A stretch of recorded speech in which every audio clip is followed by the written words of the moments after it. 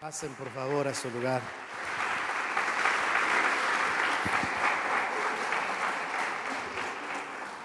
Así que bueno, si tú los ubicas al final, una palabra de bendición, pídele su dirección para que llegues allá.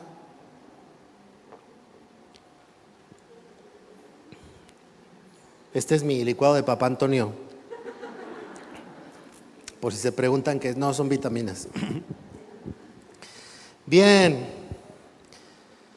Bueno, el día de hoy cerramos nuestra serie Dios y yo.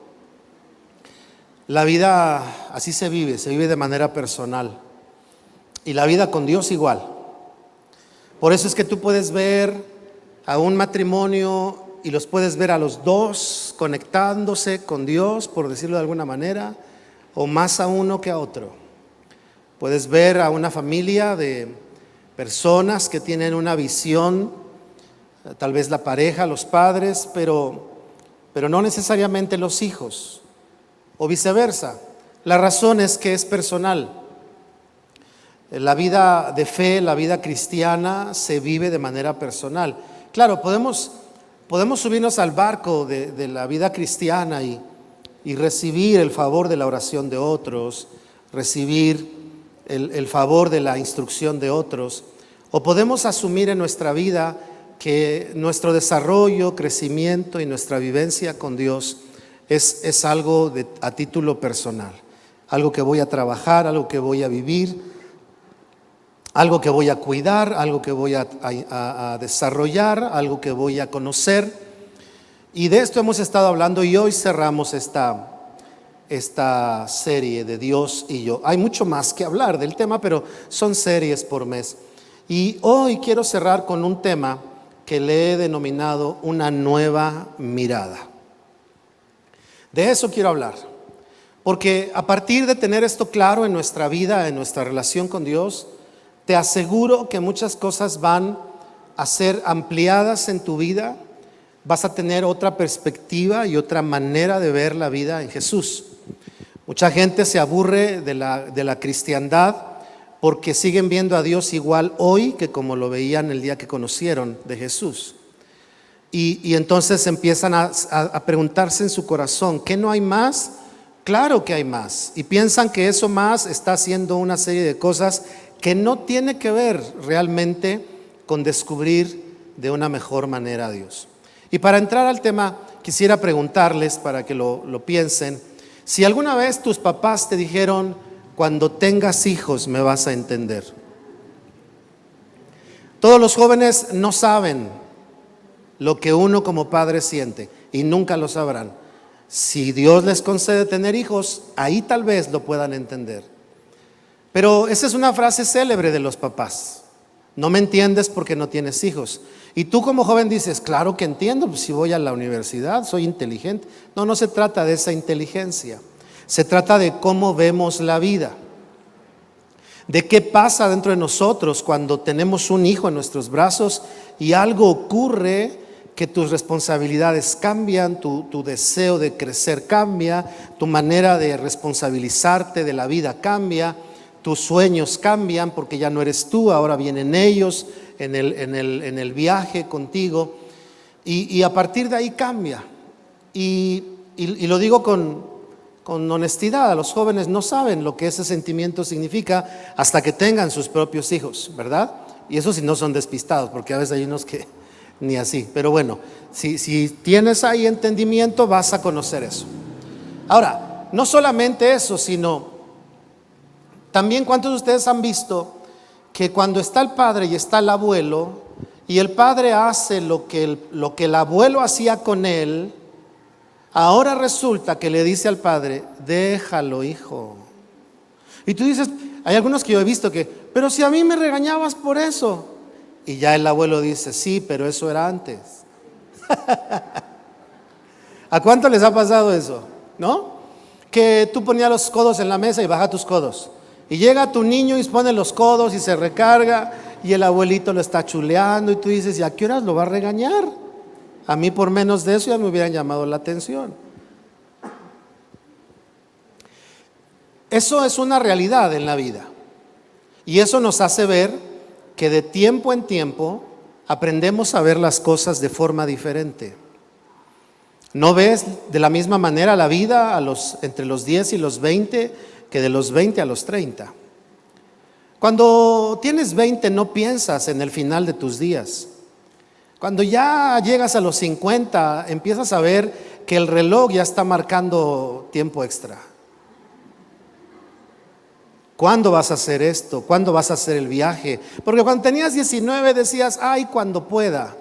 Pero cuando ya vas a los 50 y dices, bueno, si el Señor es bueno y me quedan 20, 30 años, ya no son los mismos que cuando tenía antes. Es como cuando se casa un joven, ¿verdad? Y vengo y me dice, me quiero casar. ¿Cuántos años tienes? 20, muy bien. ¿Cuántos piensas vivir? No, pues unos 70. Ok, 50 años de matrimonio. Y algunos ahí es cuando abren los ojos. Ay, no había pensado en eso, Paz. ¿Y con la misma? Sí, con la misma.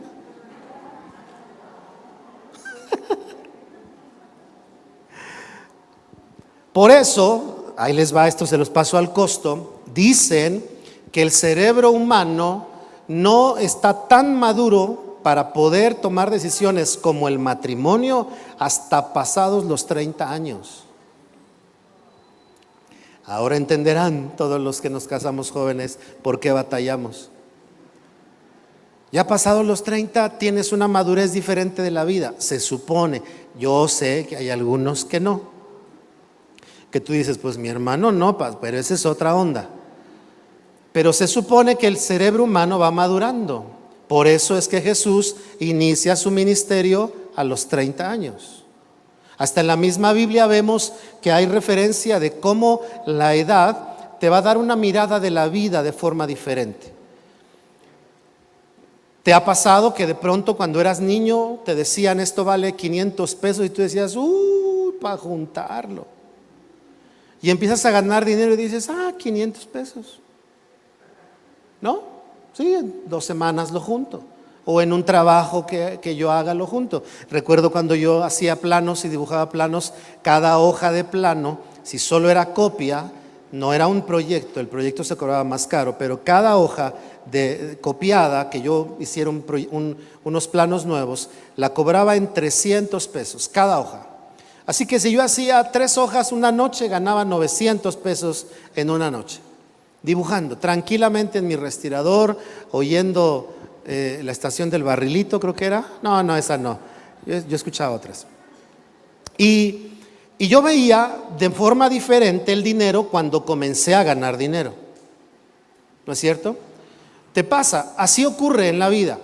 Ahora, ¿qué tiene que ver esto con nuestra serie Dios y yo? Porque queridos, con Dios es exactamente igual. Ni yo ni tú podemos decir que conocemos a Dios en su totalidad. No podemos decir que por haber leído toda la Biblia ya sabemos cómo es Dios. Si yo ahorita te dijera, ¿cómo es Dios? ¿Qué me dirías? Aunque ya leíste toda la Biblia, me dirías, no sé cómo es. Claro, si has visto el mártir del Calvario y has visto las películas de Hollywood, te imaginas a un Jesús, ¿verdad? Medio apuesto en la mayoría de las películas, cabello largo, barbas, en algunas hasta con ojos azules, pero tal vez no era así, tal vez era moreno, de nariz grande, no tan alto, y tal vez si lo viéramos pasar ni pensaríamos que ese sería Jesús. ¿O qué tal si yo te digo, cómo es Dios? A muchos nos viene a la mente un viejecito de cabello blanco, barba blanca, vestiduras blancas, porque a través de ciertas ideas que vamos captando en la vida tenemos una imagen de Dios. Y conforme nosotros vamos creciendo en nuestra vida, Dios nos va dando una nueva mirada acerca de Él. Y esto es muy importante porque tu vida cristiana va cambiando en su dinámica, va cambiando en su amplitud, va cambiando en su formación, va cambiando en su alcance, va cambiando en su influencia, en la medida que Dios te va dando una nueva mirada acerca de Él. Yo crecí en una iglesia donde continuamente nos decían, el domingo es el día del Señor. Y entonces hacer algo en domingo era como, No vino a la iglesia. Y luego sabías que chocó por eso, porque no vino a la iglesia. Y nos íbamos haciendo unas ideas de Dios, de decir, ahora resulta que nada más el domingo es el día del Señor. Y lunes, martes, miércoles, jueves y viernes, esos no. Pero el domingo es el día del Señor. Y claro, porque la Biblia habla del día de reposo, pero ni siquiera era domingo, era sábado. Y entonces creces con una idea acerca de algo y empiezas a vivir de acuerdo a eso. Ha pasado en la historia de la iglesia, no sé si tú has oído este tipo de ideas que por ahí existen todavía, que no, viene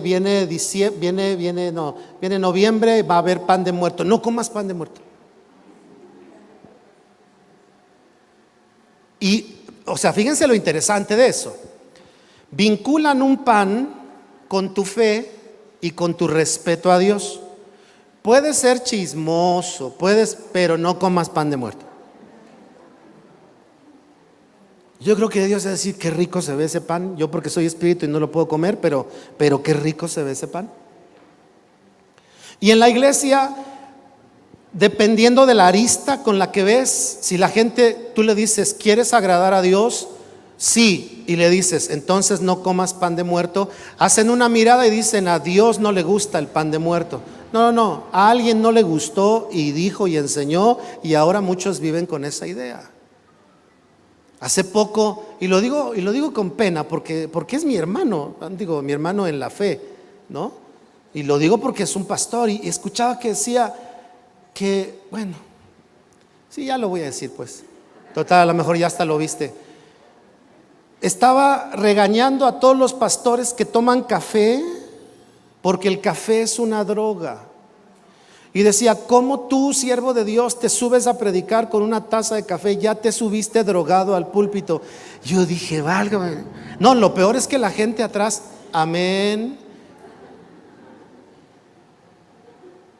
Ahora, eso es una realidad. Yo he ido a iglesias o he estado en lugares donde les digo, ¿cuál es la verdadera adoración? ¿Cuántas canciones debe haber? ¿Cuánto tiempo debe durar? ¿Cómo debe de empezar? ¿Necesita haber música todo el tiempo? Y cada quien tiene su idea acerca de eso. Y entonces dicen, la adoración tiene canciones del lugar santo, del lugar santísimo y del atrio. Yo digo, órale, qué profundidad. Y como yo estudié en aquellos años eso, yo sé de lo que hablan, pero mi mirada ahora es diferente. No, el Señor un día se lució conmigo, me llevó a Cuba, y en Cuba yo decía, cuando los hermanos estaban en la alabanza, decía, estos están bailando, porque ellos cantaban canciones viejitas de las que yo canto, pero todo movían. Y yo decía, esto es pura carne, es carnales. Y ahí estaba el santo pastor criticando a todo el mundo en la alabanza, en lugar de alabar a Dios. Porque nuestra mirada nos hace ver y nos hace tener ideas que nos van a llevar a tener actitudes y van a terminar en acciones. Y con respecto a Dios, querido, hoy cuando terminemos este mensaje, quiero orar para que tengas claro que lo que hoy sabes de Dios y como hoy Dios se ha dejado conocer, no es todo. Y conforme más le conozcas, vas a cambiar en cosas siempre para ser mejor. Siempre para ampliar tu corazón, siempre para mirar al prójimo con amor como Dios nos ha amado. Imagínense qué tan afectado está este tema de la mirada, que las teologías dividen a la iglesia.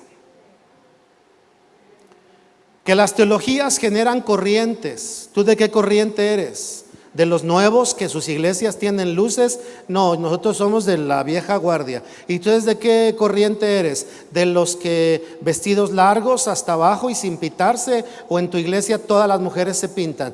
Y eso, en lugar de unir, divide, por querer ver a Dios desde ese ángulo.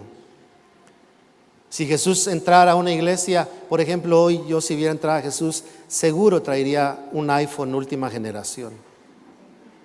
Y Jesús entraría, ¿qué tal, discípulos de todas partes? Aquí transmitiendo desde Coacalco, un saludo para todos los que me siguen. Dale like si te gusta, nos vemos luego. Pero no puedes concebir a ese Jesús porque nos quedamos en la Biblia y pensamos que Jesús habla lento, habla bajito, Y luego si nos leemos la versión antigua, os habéis dicho, nos vamos hasta allá. Todo esto lo digo porque la Biblia nos enseña en diferentes contextos, como el caso que quiero leer con ustedes, que está en Juan capítulo 5, lo importante de una nueva mirada en nuestras vidas. No estoy diciendo que lo que has conocido está mal. Estoy diciendo que mientras sigas conociendo vas a ajustar cosas. Por ejemplo, queridos, yo crecí en un tiempo donde la iglesia se nos enseñaba que nosotros somos la iglesia y los no cristianos son mundanos. Y se nos enseñaba que comunión tiene la luz con las tinieblas. Resultado, no convivas con los mundanos. Entonces los que iban siendo cristianos dejaban sus grupos sociales, dejaban a sus familiares, y los familiares ahora empezaron a vacunarse contra la iglesia. La iglesia nos quitó a nuestros familiares. Ya no te juntas conmigo, ya no te gusta lo mismo que yo, ya no haces esto. No estoy hablando de hacer cosas impropias, estoy hablando de convivir. Y por muchos años la iglesia vimos eso bien, porque nuestro deseo era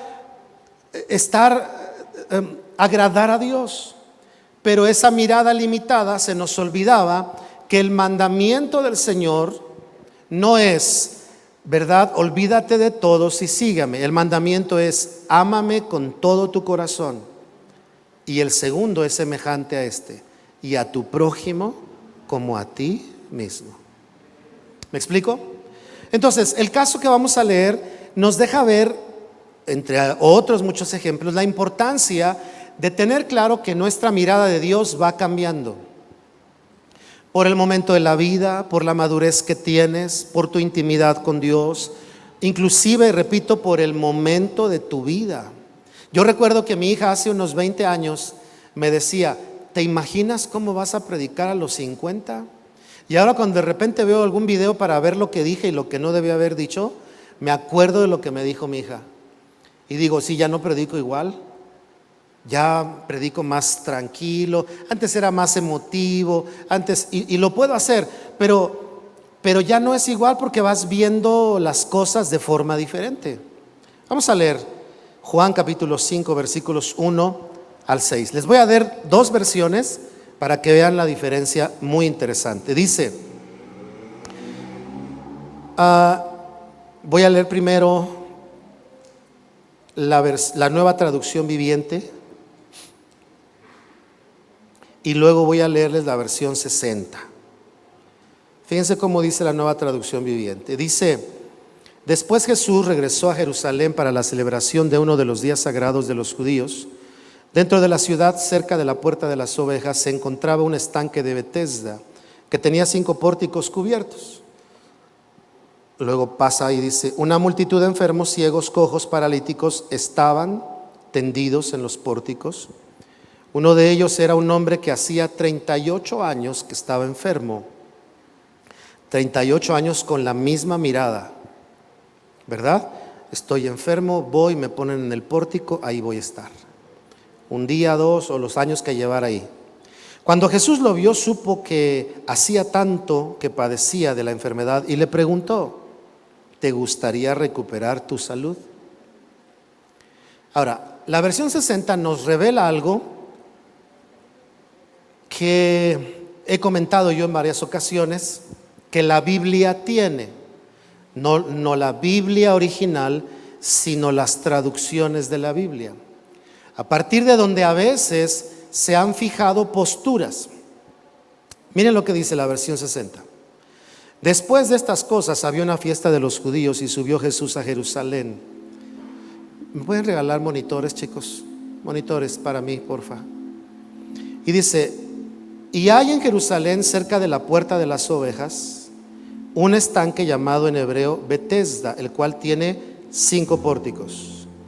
En estos yacía una multitud de enfermos, ciegos, cojos y paralíticos que esperaban el movimiento del agua. Ahora miren lo que dice la versión 60. Porque un ángel descendía de tiempo en tiempo al estanque y agitaba el agua. ¿Has escuchado alguna vez alguna predicación a partir de esto? Yo muchas.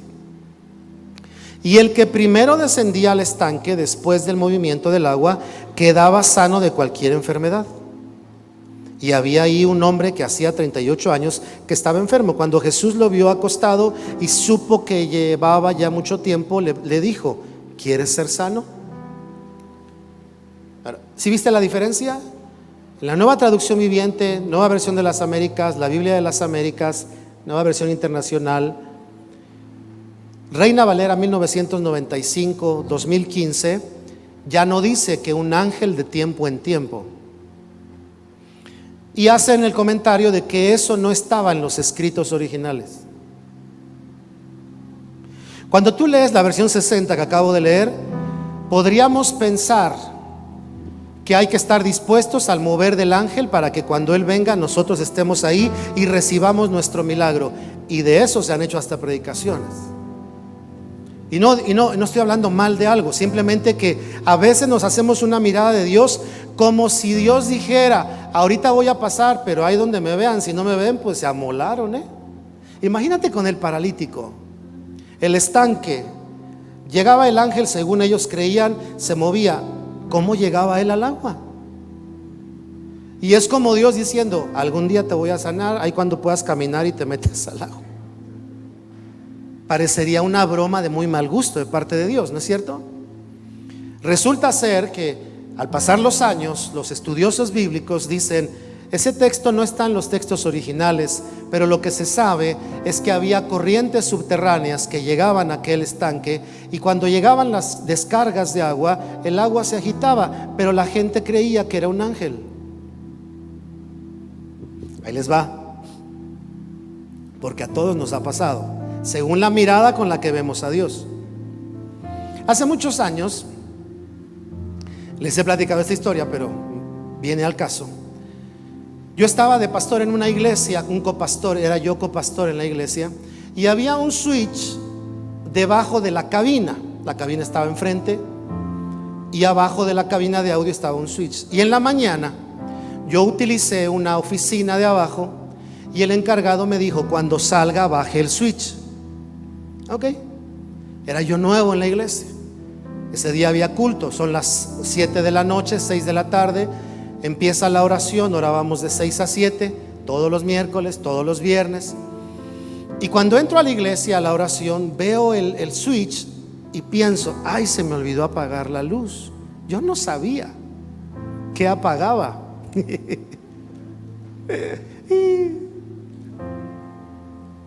Entonces estaban los de intercesión orando. No es nada contra ustedes intercesión, pero... Y ahí va el pastor obedeciendo lo que me dijeron en la mañana, porque se me olvidó. Entonces paso debajo de la cabina, está el switch, lo bajo y se va la luz. Queridos, ya sabrán. Y todo lo que el diablo quiere hacer en contra de nuestra reunión, lo atamos. Vete, Satanás, de este lugar, esta es casa de Dios. Y yo, no, tranquila. Me regreso y le subo: gloria a Dios, el Señor nos da. Así somos, porque miramos a Dios como con ciertas supersticiones, ¿no? Y empezamos a hacer ideas de Dios, y luego lo peor es que se las queremos establecer a otro como si fuera doctrina o como si fuera una ley. Hay personas que pueden decirle a alguien: yo no tengo servicio de cable porque me quita mucho el tiempo. Y el otro dice: no, a mí no me quita el tiempo, pero tengo servicio de cable. No deberías de tener, porque no es de Dios tener servicio de cable. No, no es cierto. El paralítico estaba ahí y tenía la misma visión que todos. Cuando el ángel venga y mueva, si yo puedo entrar, pero resulta que soy paralítico y nunca podía entrar, y creía en un Dios que pasaba todo el tiempo cerca de él, pero nunca tenía nada para él. Es como cuando la gente sabe y escucha los testimonios de los pastores y la gente dice: ah, bueno, pero porque son pastores. Pero yo soy un simple cristiano. eres hijo de Dios. Y la fe que Dios te ha dado puede ser un instrumento de ver la gloria, el favor, el poder, el amor de Dios sobre tu vida. Pero se necesita una mirada diferente.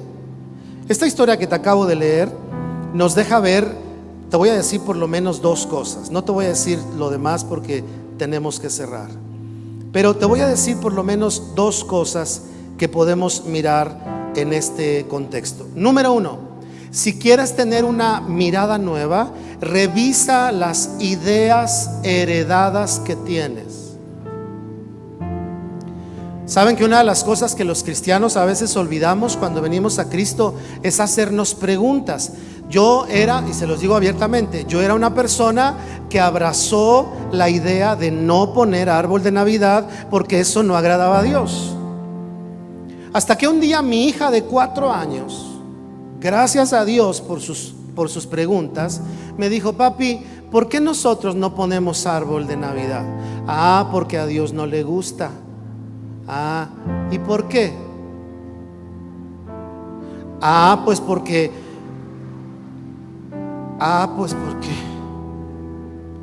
¿por qué no le gusta? Eso me hizo meterme a estudiar todo lo que me habían enseñado y empezar a ver fuera de contexto, fuera de contexto, fuera de contexto, fuera de contexto. Ah, caray, tiene una buena intención, agradar a Dios, pero hay una mala interpretación de lo que dice la Biblia. Y entonces me fui a Xochimilco y me compré mi primer árbol de Navidad. Y para que si la gente me preguntaba si era de Dios, el árbol me duró 3 meses. Por aquellos que digan, si es de Dios que se queme, si no que viva. Vivió 3 meses el árbol. Hubieran visto, queridos, yo sabía que me estaba metiendo en un problema, pero al mismo tiempo lo hice para que los demás empezaran a preguntarse: ¿por qué estoy haciendo algo que heredé, pero que nunca me he cuestionado de manera sana, de manera sabia, de manera temerosa de Dios? ¿Por qué hago esto? Ustedes creerán que hace tiempo vino un grupo de personas, y lo digo abiertamente porque no voy a decir quiénes son, y me dijeron: Dios nos dijo que usted es nuestro pastor. Y cuando llegó Navidad y pusimos unas esferas de Navidad, se desaparecieron. Ya después me enteré que decían que yo era un carnal, un ignorante, que no tenía discernimiento. Ay, ay, ay, ay, ay. Y tenemos acciones de acuerdo a nuestra mirada. Así que número uno, revisa tus ideas heredadas. Porque a este hombre le habían dicho: ve ahí y cuando se mueva el estanque, si te alcanzas a meter, te vas a sanar. Y llega Jesús y le dice: ¿quieres ser sano? Y el hombre le dice: sí. ¿Y qué le dice Jesús? Espérate a que se mueva el agua. No, Jesús le dice: levántate y anda. Lo sacó de la idea heredada de que solo así podía tener su sanidad. La segunda cosa que debes de revisar si quieres tener ideas, una mirada nueva que Dios te dé, es revisar que tus enseñanzas o tus convicciones, no sean el resultado de las experiencias personales de otros. ¿Me explico? Uno de los problemas en la iglesia es que una experiencia personal se eleva a una doctrina. Yo recuerdo haber estado en un lugar donde una persona dijo: Dios me dijo que sacara a mis hijos de la escuela. Pero luego lo elevó y dijo: Dios dice que saquemos a nuestros hijos de la escuela. Y luego lo elevó y profetizó y dijo: así dice el Señor, saquen a sus hijos de la escuela. Digo, hoy darían ganas para muchos sacar a los hijos de la escuela con toda la corriente que está habiendo, ¿no? Están haciendo aquí que ya se me acabó el tiempo. Darían ganas. Yo sigo pensando en que tendríamos un día la oportunidad de abrir una escuela. Ojalá podamos hacerlo, Ojalá haya alguien aquí que diga: pastor, yo me aviento el tiro, yo la armo, yo veo cómo lo hacemos y tomamos el lugar para abrir una escuela y enseñar con valores cristianos, cristianos, no religiosos, cristianos, a las nuevas generaciones. Bueno, y lo último, y ya termino para que no se aflijan. Si quieres tener una nueva mirada, revisa las conclusiones que tienes en la vida, que no sean el resultado de interpretaciones distorsionadas de la Biblia. Y hoy lo vemos. Hoy lo vemos. Como iglesia debemos tener una postura clara con todo el movimiento que existe, social, ¿verdad?, ideológico. Claro, tenemos una postura clara, pero entonces, ¿cómo amamos a esas personas? Entonces tenemos que saber entender bien la Escritura, que al que busca al Señor, el Señor no le va a echar fuera. No importa si su ideología está contraria a lo que dice la Escritura, pero no quiere decir que yo voy a abrazar lo mismo que ellos abrazan. Si la iglesia no entiende eso, va a ser muy difícil que un día en las iglesias se siente a alguien con esta condición en su ideología, que necesite conocer a Dios y que al venir a Él sean transformados. Si la iglesia no tiene una mirada nueva, la misma iglesia los va a sacar. ¿Me explico? De verdad que es un reto, queridos. Es un reto. Es un reto. Porque no se trata de aceptar, se trata de saber mirar como Dios mira. Se trata de no mezclarnos, se trata de no confundirnos, pero también de hacer llegar el mensaje de la cruz a cualquiera que el Señor quiera recibir. Y el proceso de transformación vendrá de Él, como el Señor te ha cambiado a ti. Nos ha cambiado de adentro hacia afuera, progresivamente. Y la iglesia necesita una nueva mirada para no distorsionar las interpretaciones, o mejor dicho, no tener convicciones basado en distorsiones de interpretación bíblica. Porque de eso hay mucho, queridos. Mucho. Les voy a dar 2 ejemplos. La Biblia dice: ninguna palabra corrompida salga de vuestras bocas. ¿Qué significa palabra corrompida? ¿Significa groserías? No. ¿Sería bueno que habláramos con groserías? Yo no lo sugiero. Pero cuando dice el versículo de Efesios, palabras corrompidas, no habla de groserías. Habla de levantar falsos, hacer chismes, mentir. Y lo que está diciendo es: Dios no quiere que uses tu boca para dañar a otros, mintiendo, hablando de ellos, bla, bla, bla. Y como dice alguien, puede haber cristianos que no dicen groserías, pero son chismosos, ¿verdad? Levantan falsos. Y la Biblia dice: no hablen así. ¿Me explico?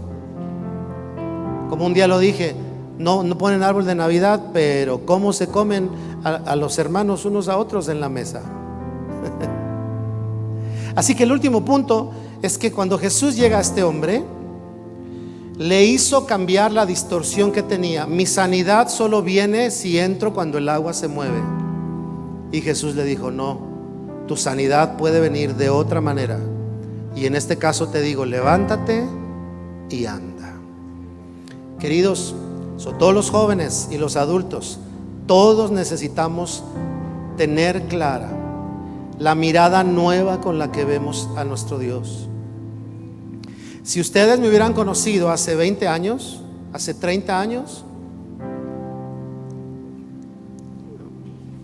habría muchas cosas que no hacía yo.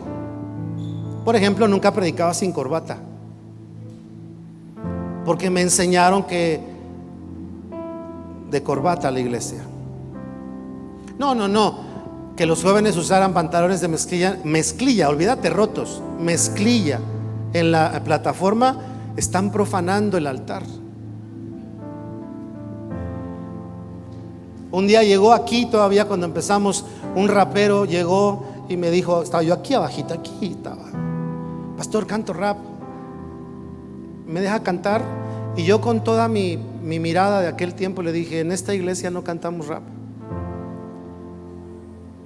Y yo con mi filosofía, con mi sentido musical, daba mis... Hasta que vas entendiendo que hay gusto para todo. A mí no me gusta el rap, ni le entiendo, pero hay a quienes les gusta, ¿o no? Hay a quienes, al pastor Víctor le encantaba el mariachi, a mí no me gusta. Al pastor Víctor le encantaba la cumbia, a él le ponían una alabanza con cumbia y empezaba. Pero sí, y luego, y a mí me ponen un cha-cha-cha y no me muevo con nada. Yo siempre erguido de fe, con integridad. No, pero créanme que mi mirada ha cambiado. Le he pedido perdón a Dios. Señor, sabes que no lo hice con mala intención. Sabes que no prediqué esto con una mala intención. Yo predicaba para que te agradaran, Señor. Sí, pero entendieron mal la interpretación y ahora no salen de ahí. ¿Me explico? Y por eso para mí es un privilegio y una responsabilidad compartir un mensaje. Y mi mensaje de la palabra de Dios desde hace muchos años es que cada mensaje afine tu mirada, te dé una mirada de acuerdo al momento de la vida en el que estás, siempre para ser mejores, nunca para retroceder, nunca para amar más otras cosas que a Dios, que es nuestro Señor. ¿Te parece bien si oramos en esta tarde? Gracias por tu espera y tu paciencia. Gracias. Vamos a orar.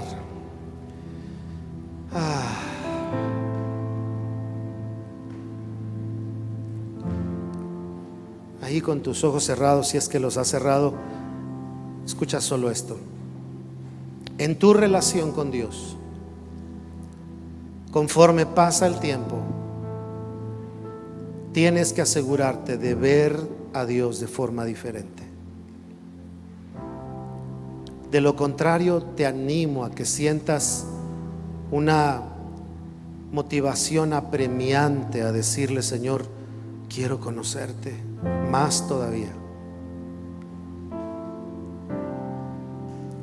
Leer la Biblia nos da solo pincelazos. Necesitamos al Espíritu Santo que nos revele a Dios. Y cuando te lo revele, no esperes que los demás lo vean igual que tú, porque Él se revela de otra forma.